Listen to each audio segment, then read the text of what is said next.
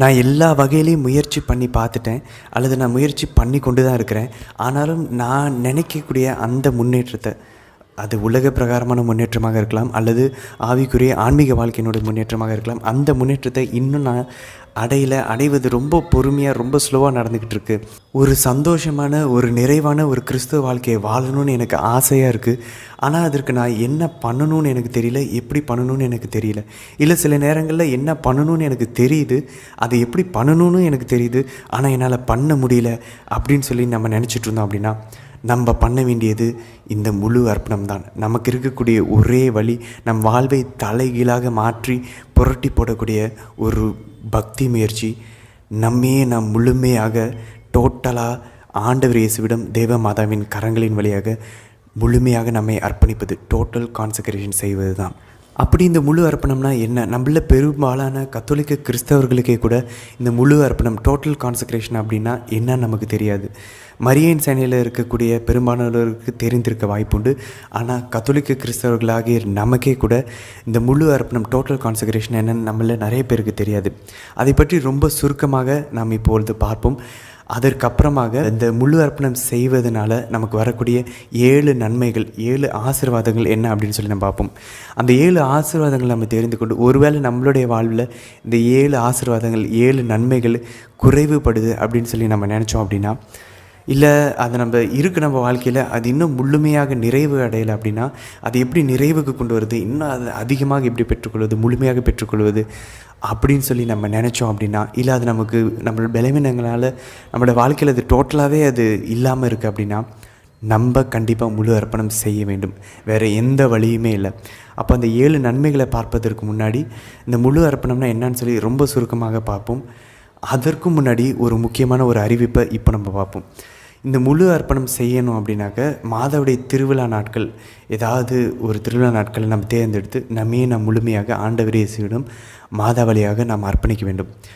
அதுலேயும் குறிப்பாக மாதாவுக்கு ரொம்ப பிடித்த நாள், மாதா ரொம்ப விரும்பக்கூடிய நாள் அப்படின்னா மார்ச் 25ஆம் தேதி. மாதாவுக்கு கபிரியேல் வானதூதர் மங்கள வார்த்தையை சொல்லி, அந்த மங்கள வார்த்தை திருநாள் அன்றைக்கி தான் மாதா நம்மையே அர்ப்பணிக்க வேண்டும்னு சொல்லி அவங்க அதிகமாக விரும்புகிறார்கள். ஆனால் அது இல்லாமல் நம்ம எந்த திருவிழா நாளாக இருந்தாலும் மாதா திருவிழா நாள் அன்றைக்கி நம்மையே நாம் அர்ப்பணிக்கலாம். ஸோ இந்த திருவிழா அன்னைக்கு நம்ம அர்ப்பணிக்கும் அப்படின்னா, அதற்கு முன்னாடி 33 நாட்கள் நம்மையே நாம் தயாரிக்க வேண்டும் என்று புனித மான்ஃபோர்ட் ஒரு வழிமுறையை நமக்கு வகுத்து கொடுக்குறார். அந்த 33 நாள் எப்போ துவங்குது, அந்த தயாரிப்பு செய்யக்கூடிய நாள் எப்போ துவங்குதுன்னா பிப்ரவரி 21ஆம் தேதி. இது லீப் இயர் அப்படின்றதுனால 21ஆம் தேதி பிப்ரவரி துவங்குகிறது. ஒருவேளை இது லீப் இயர் இல்லை அப்படின்னாக்க பிப்ரவரி 20ஆம் தேதியே துவங்கும். ஸோ நம்ம என்ன பண்ணணும் அப்படின்னாக்க, உங்களால் ஒருவேளை அந்த தயாரிப்பு செய்யக்கூடிய அந்த புத்தகங்கள், அந்த ஜபங்களை அடங்கிய புத்தகம் நம்மக்கிட்ட இல்லை அப்படின்னா, உங்களுக்கு ஒவ்வொரு நாளும் ஒரு காணொலியை அனுப்புவாங்க, ஒரு வீடியோ. அந்த வீடியோ கிட்டத்தட்ட ஒரு 10 நிமிஷம் அல்லது ஒரு 15 நிமிஷம், மேக்ஸிமம் 20 நிமிஷம் தான் இருக்கும். அந்த வீடியோ நம்ம போட்டு விட்டுட்டு அதில் ஒரு சில ஜபங்கள் வரும், கூடவே சேர்ந்து நம்ம ஜெபிக்கலாம். அதுக்கப்புறம் ஒரு வாசகம், நம் சிந்தனைக்கு ஒரு சின்ன வாசகம் கொடுக்கப்படும். இது எல்லாமே, இந்த ஜபங்கள், வாசகங்கள் எல்லாமே புனித மான்ஃபோர்ட் நமக்கு ஏற்றி கொடுத்தது. ஸோ அவர் சொன்னதை நாம் செய்ய போகிறோம். 1700களில் வாழ்ந்த புனித மான்ஃபோர்ட் கொடுத்த வழிமுறையின்படி அந்த ஜபங்களும் அந்த வாசகங்களையும் நாம் ஜெபிச்சு தியானிக்க போகிறோம். அதை அடங்கிய ஒவ்வொரு நாளும் வீடியோக்களை உங்களுக்கு அந்த வாட்ஸ்அப் எண்ணில் நீங்கள் டைப் செஞ்சு நீங்கள் அனுப்பிச்சிங்க அப்படின்னா, உங்களுக்கு ஒவ்வொரு நாளும் ஒவ்வொரு வீடியோ அனுப்புவாங்க. அந்த வீடியோவை நம்ம பார்த்து கொண்டு போட்டு விட்டுட்டு நம்ம கூட சேர்ந்து ஜெபிச்சு தியானிக்கலாம். ஸோ இதை மறந்து விட வேண்டாம். பிப்ரவரி 21, ஒருவேளை பிப்ரவரி 21ஆம் தேதியை நம்ம மிஸ் பண்ணிவிட்டு இது நீங்கள் லேட்டாக இந்த வீடியோவை பார்க்குறீங்கனாலும் பரவாயில்ல, நீங்கள் என்றைக்கு பார்க்குறீங்களோ அன்னைக்கு அந்த எண்ணுக்கு நீங்கள் உங்களுடைய முகவரி அல்லது உங்களுடைய பேரை, நீங்கள் உங்களுடைய விருப்பத்தை நீங்கள் தெரிவிச்சிங்க அப்படின்னாக்க, அவங்களுக்கு கால் பண்ணியோ அல்லது வாட்ஸ்அப் மெசேஜ் மூலியம் நீங்கள் தெரிவிச்சிங்க அப்படின்னாக்க, அவங்க உங்களுக்கு தினமும் வீடியோக்கள் அனுப்புவாங்க. ஒருவேளை நீங்கள் மார்ச் 25 தாண்டிட்டீங்க அப்படின்னா, அடுத்து நீங்கள் வரக்கூடிய வேறு ஏதாவது மாதவுடைய திருநாள், உதாரணத்துக்கு ஃபாத்திமா மாதா திருநாள் மே 13 வருது, அல்லது ஆகஸ்ட் 15, ஏதோ ஒரு மாதா திருவிழா அன்றைக்கி நீங்கள் செய்யலாம். சரி, இப்போ இந்த முழு அர்ப்பணம்னா என்ன அப்படின்னு சொல்லி நம்ம ரொம்ப சுருக்கமாக பார்க்கலாம்.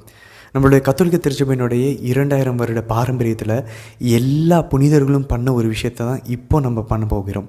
அதாவது எல்லா புனிதர்களுமே தங்களையே முழுமையாக ஆண்டவர் இயேசுவிடம், தேவ மாதாவுடைய கரங்களின் வழியாக அர்ப்பணித்தார்கள். நம்ம இதை ஏற்கனவே நம்ம ஞானஸ்தானம் பெற்ற எல்லாருமே நம்ம ஆண்டவர் இயேசுவிடம் நம்மை முழுமையாக அர்ப்பணித்தோம் தான். ஆனாலும் அதை நம்ம வாழ தவறுகிறோம், நமக்கு வாழ தெரியலை, வாழ முடியல. அப்படின்றதுனால அதை புதுப்பிக்கும் வகையில் தேவ மாதாவுடைய உதவியை நாடுவது, அவர்களுடைய கரங்களின் வழியாக நம் ஆண்டவர் இயேசுவிடம் திரும்பவும் முழுமையாக நம்மையே அர்ப்பணித்து ஒரு நல்ல கிறிஸ்தவ வாழ்க்கையை வாழ மாதாவுடைய உதவியை நாடுவது தான் இந்த முழு அர்ப்பணம். சரியான ஒரு டெஃபினிஷனாக சொல்லணும் அப்படின்னாக்க, நம்மையே நாம் முழு விருப்பத்தோடு எந்த ஒரு நிபந்தனையும் இல்லாமல் முழுமையாக ஆண்டவர் இயேசுவிடம் தேவ மாதா வழியாக நம்மையே நாம் அர்ப்பணித்து விட்டு, அடிமைகளாக அர்ப்பணித்து விட்டு, இனி எல்லாவற்றையும் ஒவ்வொரு நாளும் ஒவ்வொரு நொடியும் மாதாவோட, மாதாவுக்காக, மாதா வழியாக, மாதாவுக்குள்ள எல்லாவற்றையும் செய்வது தான் இந்த முழு அர்ப்பணம். எல்லாத்தையும் மாதாவுக்கு டோட்டலாக கான்சக்ரேட் பண்ணிவிட்டு, for Mary, with Mary, through Mary, in Mary, எல்லாமே தேவ மாதா வழியாக செய்வது தான் இந்த முழு அர்ப்பணம். உதாரணத்துக்கு நம்மக்கிட்ட ஒரு வண்டி இருக்குன்னு வச்சுக்கோங்களேன். அந்த வண்டிக்கு நம்ம எப்படி பெட்ரோல் போடணும், அதை நம்ம எப்படி மெயின்டைன் பண்ணணும்னு நமக்கு தெரியல. நமக்கு அந்த வண்டி எடுத்துகிட்டு எங்கே போகணும்னு கூட நமக்கு தெரியல. அப்படின்னாக்க இனி அந்த வண்டியோடு சேர்த்து நம்மளுடைய எல்லா சுதந்திரத்தையும் நம்ம மாதா கிட்ட கொடுத்துட போகிறோம். அம்மா, நீங்கள் அதை எடுத்து ஆண்டவருக்கு பிடிச்ச மாதிரி பயன்படுத்துங்க, இது உங்களுடைய வண்டி, நானும் உங்களுடைய அடிமை, நீங்கள் என் வண்டியில் என் பின்னாடி இனி உட்காருங்க, என் கூட நீங்கள் வாங்க, நான் எங்கே போகணுன்னு சொல்லுங்கள், நான் எப்படி இந்த வண்டியை ஓட்டணும்னு சொல்லுங்கள், அதை எப்படி மெயின்டைன் பண்ணணும்னு சொல்லுங்கள், நான் உங்களுடைய விருப்பத்தை நிறைவேற்ற போகிறேன், உங்களுடைய விருப்பத்தை நிறைவேற்றுவதன் மூலியமாக ஆண்டவர் இயேசுவுடைய விருப்பத்தை நிறைவேற்றப் போகிறேன் அப்படின்னு சொல்லி மாதாவை முழுமையாக நம்முடைய வாழ்வை கட்டுப்பாட்டை எடுத்துக்க சொல்லி அவர்களை அழைக்குவது தான் இந்த முழு அர்ப்பணம்.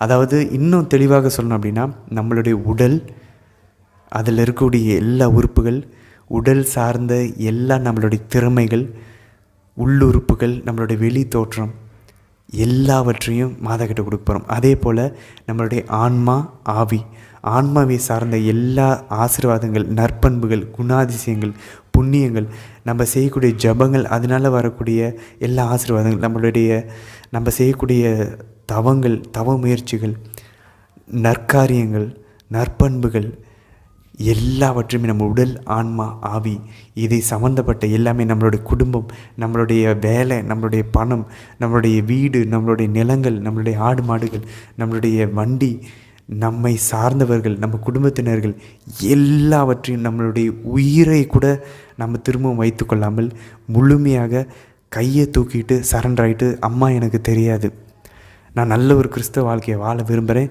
எனக்கு முடியல, எனக்கு தெரியல, நான் ஒரு ஃபெயிலியர், எனக்கு உங்களுடைய தாய்மையினுடைய அந்த உதவி எனக்கு வேணும்னு சொல்லி மாதாவுடைய தாய்மையினுடைய அந்த வல்லமையை, அவர்களுடைய அந்த பரிந்துரையை திரும்ப நாடி நம்ம அப்பா சொல்வதை கேட்பதற்கு அம்மாவிடம் நம்மையே முழுமையாக அர்ப்பணிப்பது தான் இந்த முழு அர்ப்பணம். இது ஒரு சடங்காச்சாரத்தை போல் இதுவும் ஒரு பக்தி முயற்சி கிடையாது. இது நிறைய புனிதர்களுடைய வாழ்வை திருப்பி போட்ட ஒரு திருப்பு முனையாக மாறிய ஒரு பக்தி முயற்சி. உதாரணத்திற்கு புனித ஜான் பால் II, புனித அன்னை தெரசா, புனித மான்ஃபோர்ட், இவர்களை எல்லாருக்குமே, புனித மேக்ஸ்மிலியன் கொல்பே, இவர்கள் எல்லாருக்குமே அவருடைய வாழ்வினுடைய திருப்பு முனையாக அமைந்தது இவங்க இந்த முழு அர்ப்பணத்தை செய்தப்போ தான். அப்போது நம்மளுடைய வாழ்விலும் இந்த முழு அர்ப்பணத்தை நம்ம செஞ்ச அன்னைக்கே ஒரு மிகப்பெரிய மிராக்கிள் நடக்க போகிறதில்ல. ஆனால் கண்டிப்பாக நம்ம முழு மனதோடு நம்ம அர்ப்பணிச்சிட்டோம் அப்படின்னா நமக்கும் நல்லா தெரியும், தேவ மாதாவுக்கும் நல்லா தெரியும், விண்ணகத்திற்கும் நல்லாக தெரியும், சாத்தானுக்கும் நல்லாக தெரியும், நம்ம இனி மாதாவுடைய சொத்து அப்படின்னு சொல்லி. அப்போது நம்ம கண்டிப்பாக நமக்குள்ளே ஏதோ ஒன்று மாறி இருக்கும், அது நமக்கு தெரியாது. அதை 1 வருடம் 2 வருடம் ஒவ்வொரு வருஷமும் நம்ம இந்த அர்ப்பணத்தை ஒவ்வொரு நொடியும் நம்ம வாழ முயற்சிக்கும் போது, எல்லாத்தையும் மாதாவுக்காக, மாதா வழியாக, மாதாவுக்குள்ளே நம்ம செய்யும்போது கொஞ்சம் கொஞ்சமாக வருடங்கள் கடந்து விட நம்மளால் தெளிவாக பார்க்க முடியும். மாதாவுடைய கரம், மாதாவுடைய பிரசனம் ரொம்ப அதிகமாக கொஞ்சம் கொஞ்சமாக அதிகரித்து கொண்டிருப்பதை நம்மளால் பார்க்க முடியும். அவர்கள் நம்மளுடைய வாழ்வை கொஞ்சம் கொஞ்சமாக கட்டுப்பாட்டுக்குள்ளே கொண்டு நம்மை முழுமையாக மாற்றி கொண்டு நம்ம வாழ்வையே மொத்தமாக மாற்றுவதை நம்மளால் பார்க்க முடியும்.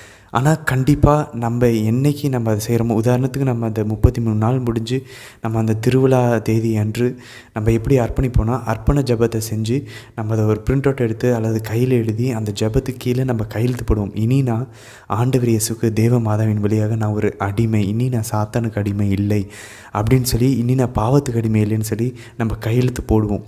ஸோ அந்தளவுக்கு நம்ம கிட்டத்தட்ட ஒரு அக்ரிமெண்ட்டுக்குள்ளே, ஒரு உடன்படிக்கைக்குள்ளே நம்ம வந்து இறங்கக்கூடிய அளவுக்கு என்னோடய உயிரையும் நான் உங்களுக்கு கொடுக்குறேன், என்னுடைய உடல் ஆன்மா எல்லாவற்றையுமே நான் உங்களுக்கு கொடுக்குறேம்மா, இனி நீங்கள் அதை உங்களுடைய விருப்பப்படி பயன்படுத்துங்க அப்படின்னு சொல்லி கொடுக்கக்கூடிய அளவுக்கு இது ஒரு சீரியஸான ஒரு பக்தி முயற்சி. நம்ம ஒருத்தரும் இந்த முழு அர்ப்பணம் செய்வதனால மாதாவுக்கு என்ன பயன் அப்படின்னு சொல்லி நம்ம யோசித்தோம் அப்படின்னா, இப்படி இந்த மான்ஃபோர்ட் கூறுகிறார், மாதாவுக்கு 2 பயன்கள் உண்டு. முதல் பயன் என்ன அப்படின்னாக்க, மாதா இனி ஆண்டவருடைய அரசாட்சியை இந்த உலகத்தில் ஸ்தாபிப்பதற்காக பயன்படுத்துவாங்க. எப்படி ஸ்தாபிப்பாங்க? உலகத்தில் இருக்கக்கூடிய பாவிகளை மனமாற்றுவதற்காக நம்மை முழுமையாக நம்ம அர்ப்பணிக்கும் போது நம்மை பயன்படுத்துவாங்க. நம்ம வழியாக அருளை இந்த உலகத்தில் சென்றடைய நம்மை பயன்படுத்துவாங்க. 2வது, உத்திரியஸ்தல ஆன்மாக்களை விடுவிப்பதற்காக நம்ம பயன்படுத்துவாங்க. அதாவது நம்மளுடைய உடல், ஆன்மா, ஆவி, நம்மளுடைய வேலைகள், நம்மளுடைய குடும்பம், நம்மளுடைய சொத்து, நம்மளுடைய திறமைகள், நம்மளுடைய ஆசீர்வாதங்கள், நம்மளுடைய ஆன்மீக ஆவிக்குரிய பலன்கள், ஸ்பிரிச்சுவல் மெரிட்ஸ், நம்ம செய்யக்கூடிய ஜபங்கள், தபங்கள், ஒருத்தல் முயற்சிகள் எல்லாத்தையுமே மாதா எடுத்து பாவிகளுடைய மனமாற்றத்துக்காகவும் உத்திரியஸ்தல ஆன்மாக்களுடைய விடுதலைக்காகவும் பயன்படுத்துவாங்க. ஸோ இதன் வழியாக நம்ம இதுக்கு முன்னாடி நம்ம வந்து நம்மளுடைய விருப்பத்தின்படி நடந்து கொண்டிருப்போம். ஆனால் இந்த முழு அர்ப்பணம் செஞ்சதுக்கப்புறம் மாதாவுடைய விருப்பத்தின்படி நம்ம நடக்கும்போது மாதா நம்மை வைத்து நிறைய அற்புதங்கள், அதிசயங்கள் செஞ்சு உலகத்தில் ஆண்டவருடைய அரசாட்சியை ஸ்தாபிக்க அவங்க நம்மை பயன்படுத்துவாங்க. ஸோ அப்போ நம்ம ஒரு கேள்வி கேட்கலாம், அப்போ நான் வந்து எனக்காகவோ இல்லை என் குடும்பத்துக்காகவோ என்னுடைய தேவைக்காக ஜெபிக்கக்கூடாதான்னு ஒரு கேள்வி வரலாம். கண்டிப்பாக ஜெபிக்கலாம். ஆனால் ஜெபிச்சுட்டு கடைசியாக நம்ம மனசில் இருக்க வேண்டிய ஒரு எண்ணம், இது என்னுடைய அரசிக்கு, என்னுடைய அம்மாவுக்கு விருப்பம்னா இது அவங்க செய்யட்டும், உங்களுடைய விருப்பப்படி விடுறேன்னு சொல்லி முழுமையாக அர்ப்பணிப்பது. ஒருவேளை நம்ம முழு அர்ப்பணம் செய்யாமல் இருந்தோம் அப்படின்னா நம்ம கேட்டு நம்மளுடைய விருப்பத்தின்படி நம்ம செயல்படுவோம். ஆனால் முழு அர்ப்பணம் செஞ்சதுக்கப்புறம் நம்மளோட விருப்பத்தை நம்மளுடைய அம்மா கிட்ட, நம்மளுடைய அரசிக்கிட்ட நம்ம தெரிவிக்கலாம். ஆனால் கடைசி முடிவு அவங்க தான் எடுப்பாங்க. அப்போ நம்ம ஒருத்தர் இந்த வீடியோ பார்த்துட்ருக்க நம்ம ஒருத்தர் மாதாவுக்கு நம்மையே முழுமையாக, நம்ம உயிரையே கூட நம்மக்கிட்ட வச்சுக்காமல் அதை மாதாவோட கரத்தில் கொடுத்து நீங்கள் என்னை வச்சு என்ன வேணால் பண்ணுங்கள் அப்படின்னு சொல்லி நம்ம கொடுத்தோம் அப்படின்னா நமக்கு நடக்கக்கூடிய பின்வரும் 7 பலன்கள், 7 ஆசீர்வாதங்கள், 7 அருள்களை நம்ம இப்போ பார்க்க போகிறோம். இந்த 7 ஆசீர்வாதங்களுமே உண்மையிலேயே நம்ம மாதா நம்மளுடைய வாழ்வில் வந்துட்டாலே, அவங்க சொல்கிறத நம்ம கேட்டுட்டாலே நம்மளுடைய வாழ்வில் இதெல்லாமே நடக்க ஆரம்பிக்கும். உதாரணத்துக்கு நம்ம ஒரு நாளைக்கு 4 ஜெபமாலைகள் ஜெபிக்க ஆரம்பித்தாலே நம்ம இப்போ பார்க்கக்கூடிய 7 ஆசீர்வாதங்களுமே நம்மளோட வாழ்வில் செயல்படுறத நம்மளால் பார்க்க முடியும். ஆனால் ஏதோ ஒரு காரணத்தினால நம்ம ஒழுங்காக ஜெபிக்காததுனாலையோ அல்லது நம்ம இன்னமும் மாதாவை ரெசிஸ்ட் பண்ணிக்கிட்டு இருக்கோம், மாதாவை வந்து நம்ம தடுத்து கொண்டிருக்கிறோம், நம்ம வாழ்வில் செயல்பட விடாமல் எங்கேயோ ஏதோ ஒரு இடத்துல நமக்கு எங்கேயோ இடிக்குது அப்படின்னு நம்ம யோசித்தோம் அப்படின்னாக்க அவங்கள முழுமையாக, ஏன்னா நம்ம கட்டுப்பாட்டில் நம்மளுடைய விருப்ப சுதந்திரத்தை ஃப்ரீவில் நம்ம வச்சுக்கிட்டு இருக்கிறதுனால தான் எல்லா பிரச்சனையும் நடக்குது. மாதாவை நம்ம தடுக்கிறோம். ஜெபமாலை ஜெபிச்சாலும் கூட மாதா ஒரு சில ஏரியாவில் இல்லை இங்கே நீங்கள் வரக்கூடாதுன்னு சொல்லி ஒரு பார்டரை போடுறோம், ஒரு வரம்பை நம்ம வச்சு இதுக்கு மேலே நீங்கள் எனக்குள்ளே வரக்கூடாது, இது என்னோடய ஏரியான்னு சொல்லி நம்ம வச்சுருக்குறோம். இப்போது இந்த முழு அர்ப்பத்தின் மூலியமாக அந்த இடத்தையும் கூட நம்ம திறந்து நீங்கள் உள்ளே வாங்க, எனக்குன்னு நீ எதுவுமே கிடையாது, என்னுடைய மறைவான, என்னுடைய ரகசியமான, என்னுடைய சொந்தமான ஒரு விஷயம், எனக்கு இது என்னோடது அப்படின்னு சொல்லி வச்சுக்க ஒன்றுமே இல்லை, இனி எல்லாமே உங்களோடதுன்னு சொல்லி நம்ம கொடுக்கும்போது அந்த எங்கெங்கெல்லாம் நம்ம 4 ஜெபமாலைகள் ஜெபிச்சும் கூட நம்ம ஒரு சில இடங்கள் தவறு செய்துட்டு கொண்டு இருந்தாலும் கூட நம்ம இந்த முழு அர்ப்பணம் செஞ்சிட்டோம் அப்படின்னா மாதாவுக்கு நம்ம முழுமையாக அவங்கள உள்ளே வர்றதுக்கு நம்ம எல்லா கட்டுப்பாட்டையும் நம்ம கொடுக்குறோம், அவங்களுக்கு எல்லா அதிகாரத்தையும் கொடுத்துட்றோம். மாதா உள்ளே வருவதற்கான எல்லா கதவுகளையும் நம்ம திறந்து வச்சிடறோம்னு அர்த்தம். அப்போ மாதா உள்ளே வரும்போது அது நம்ம அர்ப்பணம் செஞ்ச நாளே நடக்கும் நம்ம சொல்ல முடியாது. நம்ம அர்ப்பண வாழ்வில் ரொம்ப அழகாக நம்ம வளருவோம். ஒரு விதைச்சி அது ஒரு செடியாக முளைத்து அது மரமாக வளர்ந்து அதுக்கப்புறம் அதில் பறவைகள் நம்ம நற்செய்தியில் வாசிப்பது போல் குடிக்கொள்ளக்கூடிய அளவிற்கு நம்ம கொஞ்சம் கொஞ்சமாக தான் நம்ம அர்ப்பண வாழ்வு வளரும் அப்படின்னு சொல்லி புனித மான்ஃபோர்ட் கூறுகிறார். நம்மளோட ஆன்மாவில் மாதாவை அந்த அர்ப்பண நாள் அன்றைக்கி நம்ம விதைச்சி விடுவோம். அது கொஞ்சம் கொஞ்சமாக வளர்ந்து பலன் தந்து நம்மை மாற்றிவிட்டு நம் வழியாக மற்றவர்களை மாற்றுவது. அந்த மரத்துலேருந்து மற்ற பறவைகளும் வந்து சரணாகதி ஆகக்கூடிய அந்தளவுக்கு நம்மளுடைய ஆன்மாவை, நம்மளுடைய உடலையும், நம்மளுடைய வாழ்வையும், நம்மை சுற்றி இருக்கிறவர்களையும் மாற்றி விடுவார்கள். அப்போது நமக்கு கிடைக்கக்கூடிய இந்த 7 பலன்களை இப்போ நம்ம பார்க்க போகிறது நம்மை சும்மா ஒரு மோட்டிவேட் பண்ணுவதற்காக, உற்சாகப்படுத்தி நம்மை அர்ப்பணிப்பதற்காக தான். நம்மக்கிட்ட இருக்கிற பிரச்சனைகளை காட்டி நம்மக்கிட்ட இந்த ஆசீர்வாதம் குறைவுபடுது அப்படின்றத நாம் ஒருவேளை உணர்ந்தோம் அப்படின்னா, இதை நம்ம பார்க்கும்போது நம்மை முழு அர்ப்பணம் செய்வதற்கு நம்மை தூண்டுவதற்காக தான் இந்த 7 ஆசீர்வாதங்கள்.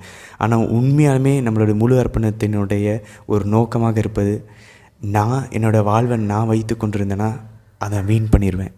ஏன்னா எனக்கு வாழ தெரியாது. இனி என்னோடய வாழ்வை நான் உங்ககிட்ட கொடுத்துட்றேன். என்னோடய வாழ்வு ஒரு புது பொலிவு அடையட்டும், ஒரு புது பிறப்படையட்டும். நான் ஞானஸ்தானத்தில் கொடுத்த வாக்குறுதிகளை நான் திருப்பி புதுப்பித்து திரும்பவும் மறுபடியும் நான் என்னுடைய பிறப்பை அடைய விரும்புகிறேன்.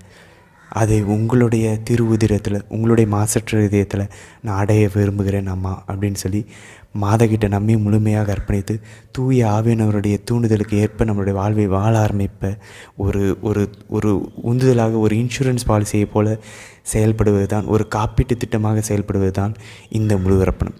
சரி, இப்போ நம்ம முதல் அந்த ஆசீர்வாதம் என்ன அப்படின்னு சொல்லி நம்ம பார்க்கலாம்.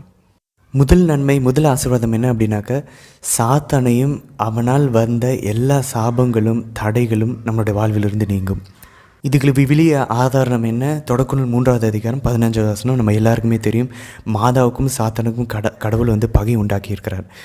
ரொம்ப பிரபலமான அமெரிக்காவில் இருக்கக்கூடிய ஒரு புகழ்பெற்ற பேய் ஓட்டக்கூடிய ஒரு கத்தோலிக்க குருவானவர் ஃபாதர் சாட் ரிப்பர்கர் இப்போது ரீசெண்டாக கொடுத்த ஒரு காணொலியில் அழகாக அவர் கூறுகிறார், ஒரு முறை அவங்க வந்து நிறையா தடவை முயற்சி பண்ணியும் ஒரு பேய் பிடித்த நபரிடமிருந்து பேயை அவங்களால் ஓட்டவே முடியலாம். திருச்சபை வழிவகுத்து கொடுத்த எல்லா சடங்குகளையும், பேய் ஓட்டக்கூடிய சடங்குகள், ஜெபங்களை ஜெபித்தும் பேய் ஓட்ட முடியலையாம். அப்போ இந்த ஃபாதர் வந்து என்ன பண்ணியிருக்காங்க, இவங்க வந்து இந்த ஆன்மாவை வந்து நம்ம மாதாவுடைய மாசற்ற இதயத்துக்கு முழுமையாக அர்ப்பணிச்சிருவோம், டோட்டல் கான்சக்ரேஷன் செஞ்சிருவோம் அப்படின்னு சொல்லி அந்த டோட்டல் கான்சக்ரேஷனை வந்து இவங்க வந்து அந்த ஆன்மாவை வந்து செய்ய சொன்னாங்களாம். அந்த டோட்டல் கான்சக்ரேஷன் செஞ்ச உடனே அந்த ஆன்மாவிடமிருந்து சாத்தான், அந்த பேய் பிடித்தவரிடமிருந்து சாத்தான் வெளியேறி விட்டானாம். இந்த ஃபாதரும் சரி, இவரை போல் நிறைய எக்ஸாசிஸ்ட் பேய் ஓட்டக்கூடிய ஃபாதர்களும் தெளிவாக கூறுகிறார்கள். 4 நிலைகள் இருக்குது பேய் பிடிப்பதில். ஒன்று வந்து டயபாலிக் அப்சஷன், நம்மளுடைய சிந்தையில் வந்து அவன் பேசுவது. 2வது டயபாலிக் ஆப்ரேஷன், நம்ம வந்து ஃபிசிக்கலாக டச் பண்ண நம்மளுடைய உடல்நிலை, நம்மளுடைய வேலையில் தடைகள், ஏதாவது பொருளாதார தடைகள், இந்த மாதிரி வருது. அப்புறம் டயபாலிக் இன்ஃபெஸ்டேஷன், நம்ம தங்கக்கூடிய இடங்களை அவன் வந்து அதை வந்து பிடித்து கொள்வது, அதை வச்சு அவன் பயன்படுத்துவது. 4வது நிலை தான் டயபாலிக் பொசஷன், பேய் பிடித்தல். முழுமையாக ஒரு சில நேரங்களில் ஒரு நபரை முழுமையாக ஆட்கொண்டு கட்டுப்பாட்டுக்குள்ளே வைத்திருப்பது, இதுதான் டயபாலிக் பொசஷன். இந்த 4வது உச்சக்கட்ட நிலையவே மாதாவுக்கு அர்ப்பணிக்கும் போது, டோட்டல் கான்சக்ரேஷன் செஞ்ச போது, இந்த முழு அர்ப்பணம் செய்த போது அந்த பேய் அவரை விட்டு வெளியேறி விட்டதாக இந்த ஃபாதர் கூறுகிறார். அப்போது நம்ம எல்லாருமே டயபாலிக் அப்சஷன்லேயே, டயபாலிக் ஆப்ரேஷன்லேயும் நம்ம உட்பட்டிருக்கோம். டயபாலிக் அப்சஷன்றது சிந்தனையில் வரக்கூடியது. டயபாலிக் ஆப்ரேஷன் நம்மளுடைய உடல்நிலை பாதிப்பது, அல்லது நம்மளுடைய ஏதாவது வீட்டில் பிரச்சனைகள் வருவது, பொருளாதார தடைகள், இல்லது முன்னேற்றத்தில் தடைகள், இல்லை நமக்கு திடீர்னு நமக்கு நல்லா தெரியும் இது ஏதோ ஒரு சாபத்தை போல் நமக்கு தோன்றும். நம்மளுடைய கனவுகளில் வந்து நிறையா தீய விஷயங்கள் வருவது, இது எல்லாமே தெளிவாக டயபாலிக் ஆப்ரேஷனில் நம்ம இருக்கிறோம் அப்படின்றத இந்த முதல் 2 படிகளில் நம்ம எல்லாருமே இருப்போம். அப்போ மாதாவுக்கு நம்ம முழுமையாக அர்ப்பணிக்கும் போது, மாதா உள்ளே வரும்போது நமக்கு தெரியும், அந்த ஃபாதர் அழகாக சொல்கிறார், மாதாவுக்கு நம்ம அர்ப்பணித்து மாதா நம்மை ஏற்றுக்கொண்டார்கள். கண்டிப்பாக அவங்க நம்மை ஏற்றுக்க தான் போகிறார்கள். அவர்கள் அந்த ஆன்மாவை, அந்த நபரை ஏற்றுக்கொண்டார்கள் என்றால் அந்த ஆன்மாவும் அந்த நபரும் மாதாவுடைய சொத்தாக மாறிவிடும். மாதாவுடைய கட்டுப்பாட்டுக்குள்ளே வரும்போது சாத்தானுக்கு அங்கே எந்த ஒரு தொடர்பும் இருக்க போகிறதில்லை. ஏன்னா மாதாவுக்கும் சாத்தானுக்கும் தொடக்க நூல் 3:15 படி பகை இருக்கிறது. இதனால தான் அந்த தீய ஆவி அந்த நபரை விட்டு, பேய் பிடித்த நபரை விட்டு வெளியேறி விட்டது அப்படின்னு சொல்லி ஃபாதர் சாட் ரிப்பர்கர் அழகாக கூறுகிறார். இவர் மட்டும் இல்லை, இன்னும் நிறைய பேர். உதாரணத்துக்கு அருளாளரான பிளஸட் பார்ட்டோலோ லாங்கோ, 1800களில் இத்தாலி நாட்டில் வாழ்ந்த இந்த ஒரு அருளாளர். அவர் ஏற்கனவே சாத்தான் சபையில் குருவான இருந்தவர். அவர் வந்து அவருடைய சிந்தனையில் வந்து ஃபுல்லாக ஒரு கட்டத்து மேலே அவர் சாத்தான் சபையில் குருவாக இருக்கும்போது சூசைட் பண்ணணும், தற்கொலை பண்ணணுன்ற எண்ணங்கள் வரும்போது அவர் தப்பான ஒரு விஷயத்தில் மாட்டிக்கிட்டோன்றதை உணர்ந்த பார்ட்டோலோ லாங்கோ போய் ஒரு கத்தோலிக்க குருவானவரை சந்தித்து அவரை ஒரு வாழ்க்கையை மாற்றிக்கொண்டு மாதாவுக்கு அவரையும் முழுமையாக அர்ப்பணித்து ஜெபமாலய பக்தியை பரப்பி அவருடைய வாழ்வில் ஒரு கத்தோலிக்க குருவாக மாறி ஒரு மாறுபட்ட ஒரு வாழ்க்கையை வாழ்ந்தது அவர் மாதாவுக்கு தனியாக அர்ப்பணித்த போது இந்த தாட்ஸ், இந்த சூசைட் பண்ணக்கூடிய எண்ணங்கள் எல்லாம் குறைஞ்சி ஜெபமாலை பக்தியை பரப்புவதற்கு மாதா அவரை பயன்படுத்தி இன்றைக்கி அவர் புனிதராக மாறப்போகிறார். நம்மளுடைய வாழ்க்கையில் நம்ம ஏதாவது ஒரு சின்ன சின்ன எங்கேயாச்சும் ஒரு தடைகள், ஏதாவது ஒரு தவறு செஞ்சிட்ருப்போம். நாம் முழுமையாக அர்ப்பணித்து நம்ம மாதாவுடைய விருப்பத்தின்படி நம்ம நடக்க துவங்கும்போது மாதா அழகாக அதுக்கேற்ற மாதிரி அவன் எங்கெங்கெல்லாம் உள்ளே வருவானோ அந்த கதவுகளை எல்லாம் மூட வைப்பார்கள். நமக்கு சொல்லி காட்டுவாங்க அவன் எது வழியாக உள்ளே வரான், யார் மூலிமா உள்ளே வரான், எல்லாத்தையுமே நமக்கு அழகாக சுட்டி காமிச்சிருவாங்க. நமக்கு அது நன்றாக தெரியும். ஜெபமாலை ஜெபிக்கும் போதும் இது நமக்கு தெரிய வரும். ஆனால் அது நம்ம சில நேரங்களில் தடுத்து நம்ம செயல்படாமல் இருப்போம். இப்போ நம்ம முழு அர்ப்பணம் செய்யும்போது முழுமையாக மாதா நமக்குள்ளே இதில் எல்லாத்துலேயும் கட்டுப்பாடு எடுத்து உரிமையாக நம்மக்கிட்ட அதை வேண்டான்னு சொல்லி நம்மக்கிட்ட சொல்லி அதை நம்மளை விட வைப்பதற்கு நாம் முழுமையாக மாதாவுக்கு உரிமையை கொடுப்பதற்கான ஒரு வழிதான் இந்த முழு அர்ப்பணம். அதனால் முதல் ஆசீர்வாதம், சாத்தானும் அவனால் வந்த சாபங்களும் தடைகளும் விலகி ஆசீர்வாதங்களும் முன்னேற்றங்களும் உலக பிரகாரமாகவும் சரி, அதே நேரத்தில் ஆவிக்குரிய ஆன்மீக முன்னேற்றங்களும் நமக்கு கிடைக்கும். இரண்டாவதாக, பாவ அடிமைத்தனங்கள் குறைந்து நற்பண்புகள் புண்ணியங்கள் நமக்குள்ளே வளர ஆரம்பிக்கும். வைசஸ் குறைஞ்சி வேர்ச்சூஸ் நமக்குள்ளே வளர ஆரம்பிக்கும். இது எப்படி நம்ம கற்றுக்கொள்ளலாம், எங்கேருந்து நமக்கு தெரியும் அப்படின்னாக்க, யோவான் 19:26 வசனத்துலேருந்து 27 ஆண்டவர் இதோ உன் தாய் இதோ உன் மகன் சொல்லி தாய்ப்புள்ள உறவை ஏற்படுத்தி கொடுத்துட்டு போயிருக்கிறார்.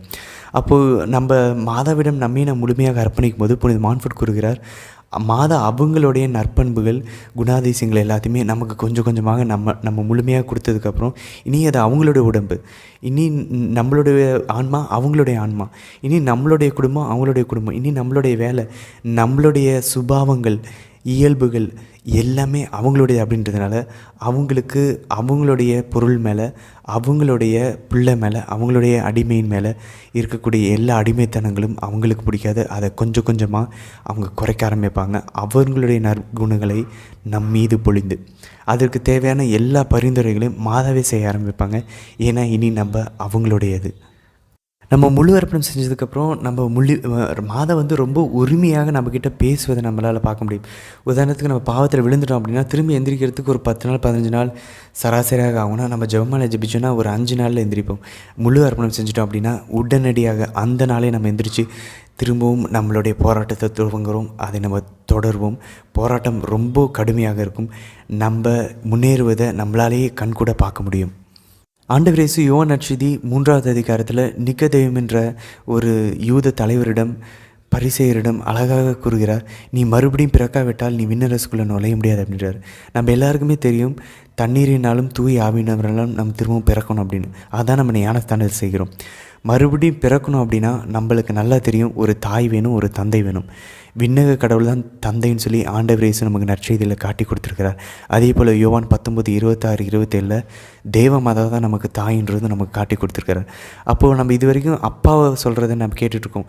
ஞானஸ்தானம் பெறுகிற எல்லா கிறிஸ்தவர்களுக்கும் விண்ணக தந்தை தந்தையாக ஆகிறார், தேவமாதா நமக்கு தாயாக ஆகிறார்கள் நமக்கு தெரியும். ஆனால் இவ்வளோ நாள் நம்ம இந்த தாய்க்குரிய அந்த சலுகையை, அந்த வல்லமையை, அந்த பரிந்துரையை, அந்த உடனிருப்பை நம்ம முழுமையாக அதனுடைய வல்லமையை நம்ம பெற்றுக்கொள்ளாமல் இருக்கிறோம். இந்த முழு அர்ப்பணத்தின் மூலியமாக நம்ம தந்தையாகிய ஆண்டவர் தூய ஆவியானவர் வழியாக நம்மிடம் உணர்த்தக்கூடிய விஷயங்களை ஏன்னா தூய ஆவியானவர் நமக்கு எதுவுமே நிர்பந்திக்க போகிறதில்ல, ஃபோர்ஸ் பண்ண போகிறதில்ல. வாழ்வையும் நன்மையும் தீமையும் சாவையும் நம் முன்னாடி வைத்துவிட்டு நம்மை அவர் தேர்ந்தெடுக்க சொல்லி அவர் அறிவுரை தான் கூறுவார், நம்மை வழிநடத்துவார். ஆனால் நம்ம அவரை தடுத்தோம் அப்படின்னா நம்ம எதுவுமே பண்ண முடியாது. அவர் எதுவுமே நம்ம நிர்பந்திக்க போகிறதுக்கு இல்லை. அப்போ பிரச்சனை தூய ஆவியானவரிடம் இல்லை, நம்மளுடைய சுய விருப்பத்தை நாம் வைத்துக்கொண்டு நாம் ஆண்டவரை நம்ம செயல்பட விடாமல் தடுத்து கொண்டிருக்கிறோம். அப்போ இந்த இடத்துல நம்ம நம்மையும் முழுமையாக மாதாவுக்கு அர்ப்பணிக்கும் போது இந்த தாய்க்குரிய அந்த சலுகையை, தாய்க்குரிய அந்த உறவை நாம் புதுப்பித்து கொள்கிறோம். மாதாவுக்கு நம்ம முழு உரிமையை கொடுத்து நீங்கள் அம்மா அப்படின்னு சொல்லி நம்ம கொடுக்கும்போது தூய ஆவியானவர் சொல்லி கேட்காத நம்மளுடைய விஷயங்கள் எல்லாத்தையும் மாதா உள்ளே சொல்லும்போது நம்ம கண்டிப்பாக கேட்போம். அப்போ மாதா பேசி நம்மளுடைய வாழ்வில் இருக்கக்கூடிய அந்த பிரச்சனைகள், அடிமைத்தனத்தினுடைய அந்த வேர்களை கொஞ்சம் கொஞ்சமாக அவங்களுடைய அன்பான அழகான கரத்தின் வழியாக எடுத்து போடும்போது அது நமக்கு வலிக்கும். ஆனால் அது அம்மா செய்கிறதுனால அதை நம்ம ஏற்றுக்குவோம். நம்ம எல்லாருக்குமே தெரியும், அப்பாவை விட ஒரு குழந்தை அம்மாவோட கரத்துக்கு போகும்போது அந்த குழந்தை அமைதியாயிரும். அம்மா சொன்னால் அதை செய்யும். அப்போ அம்மா சொல்லுவாங்க, அப்பா சொல்கிறதன்படி நீ செய் அப்படின்னு சொல்லி அம்மா சொல்லும்போது யோவான் நற்செய்தி 2வது அதிகாரம் 5வது வசனத்தில் வருவது போல் மாதா சொன்னால் ஒரு வேளை நம்ம கேட்போமோ என்னமோ. அப்போ நம்ம இந்த முழு அர்ப்பணத்தின் மூலியமாக நம்ம எதெல்லாம் பாவ அடிமைத்தனத்தில் விட முடியாமல் இருக்கிறோமோ மாதா அவங்களுடைய அன்பான குரலில் அவங்க பரிந்து பேசி நம்மளுடைய சூழ்நிலைகள் எல்லாத்தையும் மாற்றி எதெல்லாம் நம்மளை பாவத்தில் விழ வைக்குதோ, அது நம்மளுடைய கோபமாக இருக்கலாம், சோம்பேறித்தனமாக இருக்கலாம், இச்சைக்குரிய பாவங்களாக இருக்கலாம், நம்மளுடைய சீரியல், மொபைல், எதுக்கெல்லாம் நம்ம அடிமைத்தனத்தில் இருக்கிறோமோ அது எல்லாத்தையும் கொஞ்சம் கொஞ்சமாக அவங்களுடைய அழகான, இனிமையான, மென்மையான, அன்பான கரத்தின் மூலியமாக அதை பிடுங்கி எடுப்பாங்க. நம்ம அதை அனுமதிப்போம். ஏன்னா மாதாவின் மீது நம்ம கொண்டிருக்கிற அந்த தாய்க்குரிய அன்பு நம்மை அனுமதிக்க வைக்கும். இந்த முழு அர்ப்பணம் நம்மள இதை செயல்படுத்தும். நம்ம பாவகத்துக்குரிய அடிமைத்தனத்திலேருந்து 1 வருடம், 2 வருடம், 3 வருடங்களில் நம்ம இது வரைக்கும் முன்னேறாமல் இருப்போம். ஆனால் நம்ம அர்ப்பணித்ததுக்கப்புறம் 6 மாதத்துலேயோ 3 மாதத்துலேயோ 1 மாதத்துலேயோ நம்ம 3 வருஷம் 30 வருஷத்தில் நடக்காத முன்னேற்றங்கள்லாம் வெறும் 1 மாதம், 3 மாதம், 2 மாதங்கள், 1 வருடம், 3 வருடங்களில் மிகப்பெரிய முன்னேற்றங்களை நம்ம பார்க்க ஆரம்பிப்போம். அந்த அடிமைத்தனத்திலேருந்து வெளியே வர ஆரம்பிப்போம். நற்பண்புகளும் புண்ணியங்களும் நம்மில் வளர ஆரம்பிக்கும். அப்போ நம்ம கிடைக்கக்கூடிய முதல் ஆசீர்வாதம், சாத்தானும் அவனால் வரக்கூடிய சாபங்களிலிருந்தும் தடைகளிலிருந்தும் நமக்கு விடுதலை கிடைக்கும். 2வது ஆசீர்வாதம், பாவ அடிமைத்தனங்களிலிருந்து விடுதலை கிடைத்து நற்பண்புகளும் புண்ணியங்களும் நம்மில் வளர ஆரம்பிக்கும். அதை மாதாவை வளரச் செய்வார்கள்.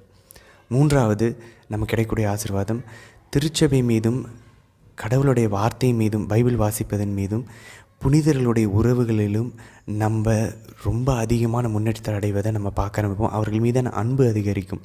உதாரணத்துக்கு நம்ம பாவசங்கத்தினே போக மாட்டோம். ஆனால் நம்ம இந்த முழு அர்ப்பணம் செஞ்சதுக்கப்புறம் எப்படியாவது பேசி மாதத்துக்கு ஒரு முறையாவது நம்மளை பாவசங்கத்தினம் செய்ய வச்சுருவாங்க. அதே மாதிரி நீங்கள் அடோரேஷன் ஷாப்பில் நற்கருணை சந்திப்பு சிற்றாலயத்தில் போய் பாருங்கள், எல்லாருடைய கரங்களிலும் ஜெபமாலை இருக்கும். மாதா மீது இன்னும் பக்தி கொண்டிருக்கிறவர்கள் மட்டும்தான் நற்கருணை மீது நம்பிக்கை கொண்டிருக்கிறார்கள், திருச்சபையின் மீது நம்பிக்கையும் அன்பும் கொண்டிருக்கிறார்கள்.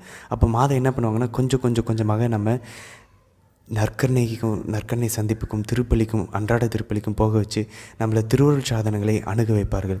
திருச்சபையின் மீது அன்பையும், திருச்சபைக்கு நம்மளால் முடிஞ்ச உதவிகளையும், நம்மளுடைய திறமைகளையும், நம்மக்கிட்ட இருக்கக்கூடிய எல்லா வரங்களையும் திருச்சபைக்காக செயல்பட மாதா நம்மக்கிட்ட எப்படியாச்சும் பேசி நம்மளை கன்வின்ஸ் பண்ணி நம்மளை போக வைப்பாங்க திருச்சபையை நாடி. அதுக்கப்புறம் மாதா அதே நேரத்தில் நம்மளுடைய இறை வார்த்தை, இது வரைக்கும் நம்ம பைபிளை படிக்க மாட்டோம்னா எப்படியாச்சும் பேசி பைபிளை பற்றி படிக்க ஆரம்பிச்சிருவாங்க, பைபிளை படிக்க வச்சுருவாங்க, புனிதர்களை பற்றி படிக்க வைக்க ஆரம்பிச்சிருவாங்க, புனிதர்களை நம்மளோட வாழ்வில் போடுவாங்க. நிறைய நமக்கு புது புனிதர்கள், ஒவ்வொரு கட்டத்திற்கு தேவையான புனிதர்களை நம்மளுடைய சகோதர சகோதரிகளாக, நண்பர்களாக நம்மளோட வாழ்வில் வைப்பாங்க. நமக்கு யாரெல்லாம் தேவையோ அவர்களை அனுப்பி அவர்கள் மூலிமா, நமக்கு தெரியாது, அவர்களோட வழிகாட்டுதல் மூலிமா நமக்கு திடீர்னு நிறைய நமக்கு மாற்றங்கள் நம்மளுடைய சூழ்நிலையில், நம்மளுடைய ஆவிக்குரிய வாழ்க்கையில், நம்ம உலக பிரகாரமான வாழ்க்கையில் அவர்களுடைய பரிந்துரையை, அவர்களுடைய உதவியை மாதா அனுப்பி விடுவாங்க. மொத்தம் ஒரு அம்மானா நமக்கு சாப்பாடு தருவாங்க, அது நற்கருணை வழியாக தருவாங்க. அம்மானா நம்மளை குளிக்க வச்சு சுத்தம் பண்ணுவாங்க, அதை பாவசங்கத்தின் வழியாக பண்ணுவாங்க. அம்மானா நமக்கு படிக்க சொல்லித் தருவாங்க, அது இறைவார்த்தையின் வழியாக புனிதருடைய புத்தகங்களை, வாழ்வை படிக்க மூலியமாக நமக்கு சொல்லித் தருவாங்க. அம்மா இருந்தாங்கன்னா அக்கா தங்கச்சிங்க, அண்ணன் தம்பிங்களுக்குள்ளே எந்த சண்டையும் நடக்காது, ஒற்றுமை இருக்கும். அதே போல் நமக்குள்ளே புது அழகான ரொம்ப அருமையான புனிதர்களுடைய உறவை நமக்கு பெற்றுத்தருவார்கள், அவருடைய பரிந்துரையை நமக்கு பெற்றுத்தருவார்கள். அவர்கள் நம்மளோட வாழ்வில் உதவி செய்வதற்காக அனுப்பிச்சி விடுவாங்க. அம்மானா வீடு, நமக்கு திருச்சபைன்ற கோயிலுன்ற அந்த வீட்டுக்கு நம்மளை எப்பயுமே வர வைப்பாங்க. இதுதான் நமக்கு கிடைக்கக்கூடிய 3வது ஆசீர்வாதம். 4வது ஆசீர்வாதம் என்ன அப்படின்னாக்க, நம்மளுடைய குடும்பத்தினர்களும், நம்மளுடைய நண்பர்களும், நம்மளுடைய வேலை செய்யக்கூடிய இடம், நம்ம போகக்கூடிய இடங்கள், நம்மளுடைய சூழ்நிலைகளை மாதா மாற்றுவார்கள். அதாவது நம்ம இனி அவங்களுடைய ஒரு உரிமையான ஒரு பிள்ளையாக, ஒரு அடிமையாக, ஒரு சொத்தாக நம்ம மாறிட்டோம் அப்படின்னாக்க கண்டிப்பாக மாதா நம் வழியாக நம் குடும்பத்தினர்களை தொடுவார்கள், நம்மளுடைய நண்பர்களை தொடுவார்கள், நம்ம வேலை செய்யக்கூடிய இடங்கள், நம்ம பணியாற்றக்கூடிய, நம்மளோடு சேர்ந்து பணியாற்றக்கூடிய நபர்கள், நம்ம போகக்கூடிய இடங்கள் எல்லாவற்றுமே மாதா நம் வழியாக தொடுவதற்கும் மாற்றுவதற்கும் ஆரம்பிப்பாங்க. சில நேரம் நமக்கு அது நல்லதில்லை அப்படின்னா அந்த நண்பர்கள் அந்த உறவுகளை வெட்டி விடுவாங்க, அந்த இடங்களுக்கு நம்ம போக விடாமல் நம்மளை மாற்றுவார்கள். ஏன் நம்மளுடைய வேலை செய்யக்கூடிய இடத்தையே கூட மாற்றுவார்கள். நம்ம தங்கக்கூடிய நம்ம வாழக்கூடிய இடத்தை மாற்றுவார்கள். நிறைய மாற்றங்கள் நம்ம பார்க்க ஆரம்பிப்போம். ஏன்னா நம்மை மாற்றுவதற்காகவும் நம் வழியாக இந்த உலகத்தை ஜெயிப்பதற்காகவும் ஆன்மாக்களை ஜெயிப்பதற்காகவும் மாதா இறங்கி நிறையா சூழ்நிலைகளையும் நம்மளுடைய உறவுகளையும் மாற்ற ஆரம்பிப்பாங்க. இதுதான் நமக்குடைய 4வது ஆசீர்வாதம். உதாரணத்துக்கு அருளாளரான அகஸ்டின் மரி, பிளஸட் அகஸ்டின் மரி, அவர் வந்து ஹெர்மன் கோஹென்ற பெயரிலும் அவர் அழைக்கப்படுகிறார். இவரோட வாழ்வை நம்ம பார்த்தோம் அப்படின்னா இவர் 1800களில் வாழ்ந்த ஒரு அருளாளர், புனிதராக கண்டிப்பாக உயர்த்தப்பட போகிறார். இவரோட வாழ்வில் இவர் வந்து என்ன பண்ணியிருக்காரு, அவங்க அம்மா மனமாற்றம் அடையணும், அவங்க ஒரு யூத பெண், அவங்க மனமாற்றம் அடைஞ்சு ஆண்டவர் இயேசுவை ஏற்றுக்கொள்ளணும் அப்படின்றதுக்காக அவர் தினமும் அவங்க அம்மாவை தேவமாதாவினுடைய மாசற்ற இதயத்துக்கு முழுமையாக அர்ப்பணித்து டோட்டல் கான்சக்ரேஷன் செஞ்சு தினமும் அவங்களுக்காக ஒரு ஜெபமாலையை முழுமையாக அர்ப்பணித்து ஜெபிப்பாராம். அவங்க அம்மா இறக்கும் தருவாயில் மனமாற்றம் அடைஞ்சு தேவமாதாவே இறங்கி அவர்களுடைய மனமாற்றத்துக்காக பரிந்து பேசி மனமாற்றம் அடைஞ்சு தான் அவங்க இறந்து போனாங்களாம். இது ஒரு அழகான உதாரணம். மாதாவுக்கு நாம் அர்ப்பணிக்கும் போது நம் வழியாக நம் குடும்பத்தினர்களையும், அந்த அகஸ்டின் மரின்றது அவர் அர்ப்பணித்தார் மாதாவுக்கு. அவர் வழியாக எப்படியோ பேசி அவங்க மாதாவை வந்து அவங்க அம்மாவுக்காக ஜெபிக்க வச்சாங்க. ஜெபிக்க வச்சு அவங்க அம்மாவையும் மாதா மனமாற்றம் அடைய செய்தார்கள். இதுதான் நம்ம லூக் 1வது அதிகாரத்தில் லூக்கா நற்செய்தி. மாதா எலிசபெத் அம்மாளினுடைய வீட்டுக்கு செல்லும்போது எலிசபெத் அம்மாளுடைய வீட்டுக்கு சென்றோன்னே எலிசபெத் அம்மாளுடைய வயிற்றில் இருந்த ஸ்நாபக அரளப்பெரும் பேரு வகையால் துள்ளுனதாக நாம் வாசிக்கிறோம். ஸ்நாபக அரளப்பர் தூய ஆவியானவரினால் நிரப்பப்பட்டதாக நாம் வாசிக்கிறோம். அப்போ மாதாவுக்கிட்ட நாம் முழுமையாக அர்ப்பணிக்கும் போது நம்மளோட குடும்பத்தினர்களும் மாற்றமடைவார்கள், அவர்களும் ரட்சிக்கப்படுவார்கள். நம் முழு அர்ப்பணத்தினால் நமக்கு கிடைக்கக்கூடிய 5வது ஆசீர்வாதம், நமக்கு இது வரைக்கும் கேட்கப்படாத ஜெபங்கள் ஏதாவது இருக்குது அப்படின்னா அது கேட்கப்படும். நம்மளோட வாழ்வில் அற்புதங்கள், அழகாக சின்ன சின்ன அற்புதங்கள், நம்ம கேட்காமலே கூட நிறையா அதிசயங்கள், அற்புதங்கள், நமக்கு தேவையான விஷயங்கள் நிறைவேறுவதை நாம் பார்க்கலாம். இது எங்கே தெரியும்? யோவான் நற்செய்தி 2வது அதிகாரத்தில் நம்ம வாசனை தெரியும். கணவர் திருமணத்தில் மாதா அங்கே அழைக்கப்பட்டிருந்தாங்க, மாதா அங்கே இருந்தாங்க. யாருமே கேட்கல எனக்கு இது வேணும்னு. மாதாவே அங்கே இருந்த ஒரு குறையை கவனித்து ஆண்டவர் இயேசுவிடம் பரிந்து பேசி ஆண்டவர் இயேசுக்கு செய்ய வேண்டிய நேரம் வரவில்லை என்றாலும், அவருக்கு அது ஒரு விருப்பமே இல்லைனாலும் கூட மாதா கேட்டாங்களேன்றதுக்காக அதை அவர் அங்கே அந்த அற்புதத்தை செய்தார். அப்போது நம்மளுடைய வாழ்விலும் நம்மளுடைய ஜெபங்கள் எதாவது கேட்கப்படாமல் இருக்குன்னா, ஏன்னா நம்ம ஜெபிக்கக்கூடியது சரியானதாக இல்லாமல் இருக்கலாம், இல்லை ஜெபிக்கக்கூடிய முறையில் நம்மளுடைய சுபாவத்தில் நம்ம வந்து பாவத்தில் இருந்து கொண்டோ, இல்லை நம்மளுடைய விசுவாசம் கம்மியாக இருக்கலாம், நம்மளுடைய தாழ்ச்சி கம்மியாக இருக்கலாம், நம்ம மனசையோ வாழ்வையோ மாற்றிக்கொள்வதற்கு தயாராக இல்லாமல் இருக்கலாம். எது தடையாக இருக்குதோ நமக்கு தெரியாது. இல்லை நம்ம ஏதாவது சுயநல நோக்கத்தோடு நம்ம கேட்கலாம். இது எல்லாத்தையும் மாதா நம்ம ஒருவேளை ஆண்டவருக்கு நம்மளுடைய ஜெபங்களை ஒரு ஆப்பிள் பழத்தை போல் கொடுக்குறோம் அப்படின்னா, அதில் இருக்கக்கூடிய அழுக்குகள் கெட்டு போனது எல்லாத்தையும் எடுத்து போட்டுட்டு அதை வெட்டி அழகாக ஆண்டவர் இயேசுக்கு பிடிச்ச மாதிரி மாதா அதை ஆண்டவர் இயேசுவிடம் கொடுக்கும்போது ஆண்டவர் இயேசு அந்த ஜெபங்களை ஏற்றுக்கொள்வார். அப்போது நம்ம மாதாவுக்கு முழுமையாக அர்ப்பணிக்கும் போது நம்மளுடைய வேலை மாதாவுடைய வேலையாகும், நம்மளுடைய தேவை மாதாவுடைய தேவையாகும். அப்போது மாதா அந்த இடத்துல நம்மளுடைய வாழ்வில், நம்மளுடைய வீட்டில், நம்மளுடைய இதயத்தில், நம்மளுடைய உடலில், நம்மளுடைய எல்லா வேலைகளிலும் மாதா முழு கட்டுப்பாட்டையும் உரிமையும் நம்ம அவங்களுக்கு கொடுத்துட்டோம் அப்படின்னா இனி அது அவங்களுடையதாக மாறிவிடும். நிறைய அற்புதங்களும் ஜெபங்கள் கேட்கப்படுவதும் நாம் காண்போம் கண்கூடாக. ஃபாதர் பேட்ரிக் பேட்டன் அப்படின்ற அவருடைய வாழ்வில் இதுதான் அவர் கண்டார். அவர் 1900களில் வாழ்ந்த வணக்கத்துக்குரிய ஃபாதர் பேட்ரிக் பேட்டன். அவருக்கு டிபி நோய் மருத்துவர்கள் கண்டிப்பாக அவர் இறந்து விடுவார்கள் அப்படின்னு சொல்லிட்ட போது ஃபாதர் பேட்ரிக் பேட்டன் மாதாவிடம் ஒரு வேண்டுதல் வைக்கிறார். நான் என் வாழ்க்கையை உங்களுக்கு முழுமையாக அர்ப்பணிக்கிறேன். குடும்ப ஜெபமாலை பக்தியை பரப்புவதை என்னுடைய குருத்துவத்தினுடைய ஒரு இலக்காக நான் வைத்து நான் வேலை செய்கிறேன். எனக்கு என் வாழ்க்கையை மட்டும் என் உயிரை திருப்பி கொடுங்கன்னு சொல்லி முழுமையாக அவர் வாழ்வை மாதாவிடம் அர்ப்பணித்தார். டிபி நோய் குணமானது.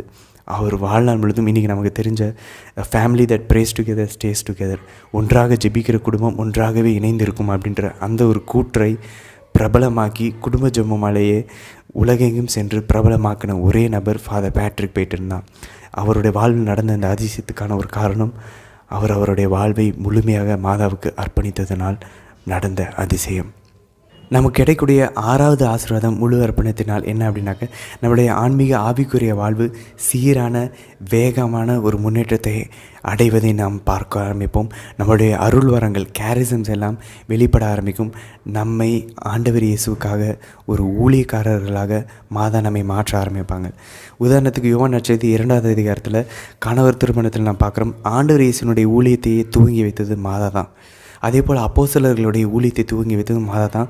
அப்போஸ்தலர் பணியில் பெந்தகோஸ்து மாதாவோடு இணைந்து ஒரு மனதாக ஜெபித்து கொண்டிருக்கும் போது தான் தூய ஆவியானவர் இறங்கி வந்து அவர்களுடைய அருள் வரங்கள் எல்லாம் செயல்பட ஆரம்பித்தது. புனித அன்னை தெரசனுடைய வாழ்வில் இதை நம்ம அழகாக பார்க்கலாம். ஏன்னா புனித அன்னை தெரசா அவங்களுடைய வாழ்வில் அவங்களுடைய ஊழியத்தில் அவங்க அருள் சகோதரியாக வந்துட்டாங்க. அழைப்பு அவங்க உணர்ந்து வந்துட்டாங்க. ஆனால் அந்த அழைப்புக்குள்ளே இன்னொரு அழைப்பை கேட்குறாங்க. ஏழை எளிய மக்களுக்கு, கொல்கட்டா நகரத்தில் இருக்கக்கூடிய மக்களுக்கு போய் ஆண்டவர் இயேசுவை கொண்டு சென்று அவர்களுக்கு சேவை செய்யணும் அப்படின்ற அழைப்பை அவங்க உணர்கிறாங்க. அதை அவங்க கேட்கும்போது அவங்க மாதாவுக்கு அவங்களே அவங்க முழுமையாக அர்ப்பணிக்கிறாங்க. இதை அவங்க கைப்பட எழுதி கொடுத்த ஒரு இமேஜ் நம்ம இந்த திரையில் நம்ம பார்க்குறோம். அவங்க சொல்கிறாங்க, முழுமையாக ஆண்டவர் இயேசுக்கு மாதா வழியாக நீ உன்னையே முழுமையாக அர்ப்பணி, நீ பிலாங் கம்ப்ளீட்லி டு தெம், அவங்களுக்கு நீ முழுமையாக சொந்தமாகு அப்படின்னு சொல்லி புனித அன்னை தெரசா கூறுகிறாள். அன்னை தெரசா அவர்களே அவங்க முழுமையாக மாதாவுக்கு அர்ப்பணித்தாங்க. தைரியமாக வெளிவந்து அவங்களுடைய பணியை அவங்க தூங்குறதுக்கு தேவையான அருள் வரங்கள் தைரியம் எல்லாம் கிடச்சிச்சு. அதே போல் தான் அவங்க வெளியே வந்ததுக்கப்புறம் யாருமே அவங்க கூட சேர்ந்து பணி செய்கிறதுக்கு யாருமே இல்லை. அப்போது புனித அன்னை தெரசா அவங்க ஜெபிக்கிறாங்களாம், மாதாவிடம் அருள் சகோதரிகளை அனுப்ப சொல்லி, இறை அழைத்தல்களை அவங்களுடைய புதிதாக துவங்கப்பட்ட சபைக்கு அனுப்ப சொல்லி அன்னை தெரசா ஜெபிக்கிறாங்க. அப்போது தான் அவங்களுக்கு இறையழுத்தல்கள் வர ஆரம்பிக்குது. நம்மளுடைய வாழ்விலும் நம்மளுடைய அருள் வரங்கள் செயல்பட ஆரம்பிக்கணும். நம்மளுடைய ஆவிக்குரிய ஆன்மீக வாழ்க்கையில் நம்ம முன்னேறணும் அப்படின்னு சொல்லி நம்ம நினச்சோம் அப்படின்னா முழுமையாக நம்ம மாதாவுக்கு சொந்தமாக வேண்டும். ஏன்னா நம்ம மாதாவாக எந்த அளவுக்கு மாறுகிறோமோ இந்த முழு அர்ப்பணத்தின் வழியாக மாதா நம்மை அவர்களைப் போல மாற்றி விடுவார்கள். அப்போ ஆட்டோமேட்டிக்காக நம்ம தூய ஆவியானவரினால் நிரப்பப்படுவோம். நம் முழுமையாக கொஞ்சம் கொஞ்சமாக நம் மாதாவாக மாற மாற தூய ஆவியானவருடைய அருள் வரங்கள் கனிகள் எல்லாம் நம்மளே செயல்பட ஆரம்பிக்கும்.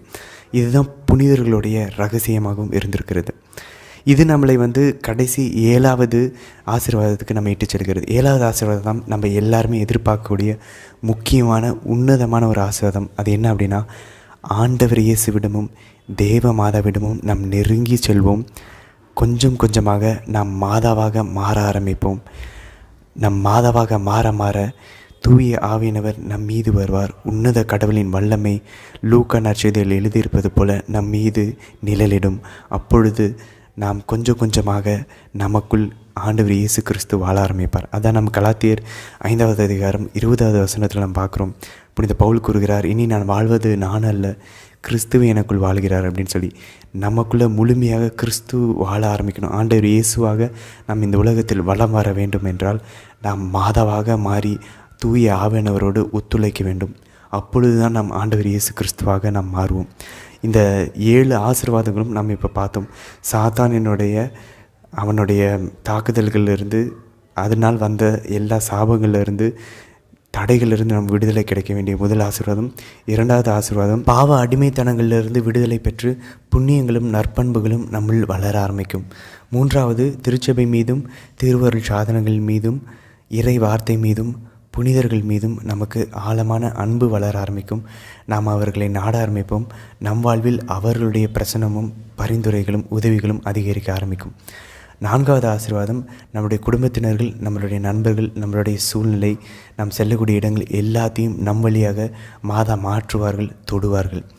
5வது ஆசீர்வாதம், நம்முடைய ஜெபங்கள் எல்லாம் கேட்கப்படும். அற்புதங்கள் நம் வாழ்வில் நடப்பதை நாம் கண்கூட காண ஆரம்பிப்போம். 6வது, நம்மளுடைய ஆன்மீக வாழ்வு வேகமாக முன்னேற ஆரம்பிக்கும். நம்முடைய அருள் வரங்கள் கேரிசம் அருங்கொடைகள் எல்லாம் செயல்பட ஆரம்பிக்கும். நம்மை கடவுள் ஊழியத்திற்காக மாதா நம்மை பயன்படுத்த ஆரம்பிப்பார்கள். 7வது, ஆண்டவர் இயேசுவாக நம்மை மாற்றி விடுவார்கள். இதுதான் நமக்கு கிடைக்கக்கூடிய 7 ஆசீர்வாதங்கள். இது எல்லாமே நம்ம உண்மையிலே நம்மளோட வாழ்வில் நம்ம எல்லாருமே கண்டிப்பாக பெற்றிருக்க மாட்டோம். இது நாம் பெற்றுக்கொள்ள வேண்டும் என்றால் நாம் செய்ய வேண்டியது ஒன்று தான்.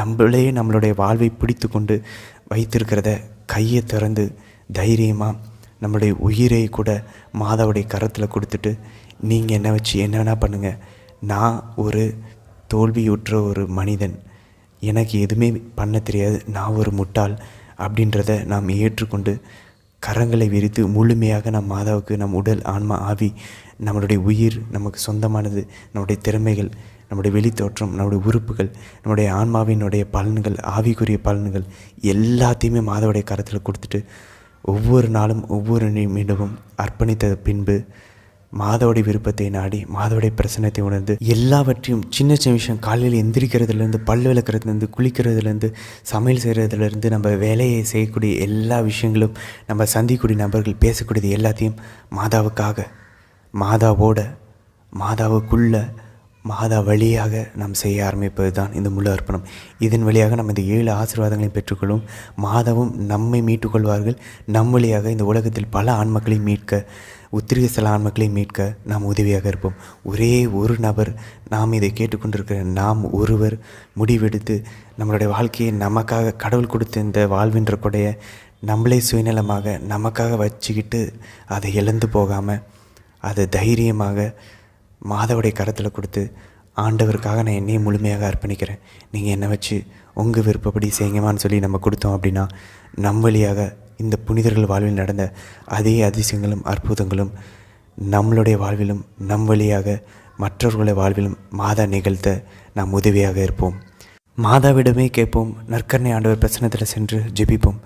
நீங்கள் என்ன முழுமையாக அர்ப்பணிக்க கூப்பிட்றீங்களா?